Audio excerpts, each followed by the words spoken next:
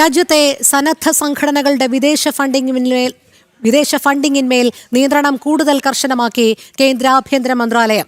FCRA ചട്ടങ്ങളിലാണ് കേന്ദ്ര സർക്കാർ സുപ്രധാനമായ ഭേദഗതികൾ വരുത്തിയിരിക്കുന്നത്. വിദേശ ഫണ്ടുകൾ സ്വീകരിച്ച് രാജ്യത്ത് മതപരിവർത്തനം നടത്തുന്നത് തടയാനും നിഷ്ക്രിയമായ NGOകളുടെ ലൈസൻസ് റദ്ദാക്കാനും ലക്ഷ്യമിട്ടാണ് നീക്കം. വിദേശത്തു നിന്നും പണം കൈപ്പറ്റുന്ന സന്നദ്ധ സംഘടനകളുടെയും ട്രസ്റ്റുകളുടെയും പ്രവർത്തനങ്ങളിൽ പൂർണ്ണ സുതാര്യത ഉറപ്പാക്കാനാണ് പുതിയ ഭേദഗതിയിലൂടെ കേന്ദ്ര സർക്കാർ ലക്ഷ്യമിടുന്നത്.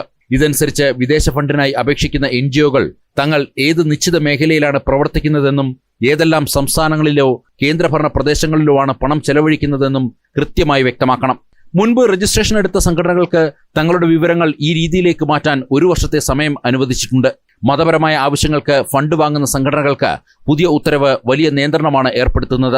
ആത്മീയ സദസ്സുകൾ, സത്സംഗങ്ങൾ, മതവിദ്യാഭ്യാസം, തദ്ദേശീയമായ വിശ്വാസങ്ങളുടെ സംരക്ഷണം എന്നിവയ്ക്ക് വിദേശ പണം ഉപയോഗിക്കാം. എന്നാൽ ഈ പ്രവർത്തനങ്ങളിലൊന്നും തന്നെ മതപരിവർത്തനം ഉണ്ടാകരുതെന്ന് ചട്ടങ്ങളിൽ പ്രത്യേകം എടുത്തു പറയുന്നുണ്ട്. നിർബന്ധിതമോ പ്രലോഭിപ്പിച്ചോ ഉള്ള മതപരിവർത്തനങ്ങൾക്ക് വിദേശ ഫണ്ട് ഉപയോഗിക്കുന്നത് തടയാനാണ് ഈ വ്യവസ്ഥ.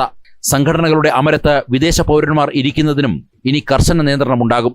ഇന്ത്യൻ വംശജരല്ലാത്ത വിദേശ പൗരന്മാർ സംഘടനകളുടെ മുഖ്യ ഭാരവാഹികളോ ട്രസ്റ്റിമാരോ ആയിട്ടുണ്ടെങ്കിൽ അത്തരം സംഘടനകൾക്ക് വിദേശ ഫണ്ട് സ്വീകരിക്കുവാനുള്ള അനുമതി സാധാരണഗതിയിൽ നൽകില്ല. ഇതിനൊപ്പം കമ്പനി ഡയറക്ടർ, പാർട്ട്ണർമാർ, ഹിന്ദു അവിഭക്ത കുടുംബങ്ങളിലെ കർത്താവ് എന്നിവരെയെല്ലാം മുഖ്യ ഭാരവാഹികളുടെ പരിധിയിൽ പുതുതായി ഉൾപ്പെടുത്തിയിട്ടുണ്ട്. പേരിൽ മാത്രം ഒതുങ്ങി നിൽക്കുന്ന വ്യാജ സംഘടനകൾ ലൈസൻസ് കൈവശം വെക്കുന്നത് ഒഴിവാക്കാൻ പുതിയൊരു സാമ്പത്തിക മാനദണ്ഡം കൂടി സർക്കാർ കൊണ്ടുവന്നിട്ടുണ്ട്.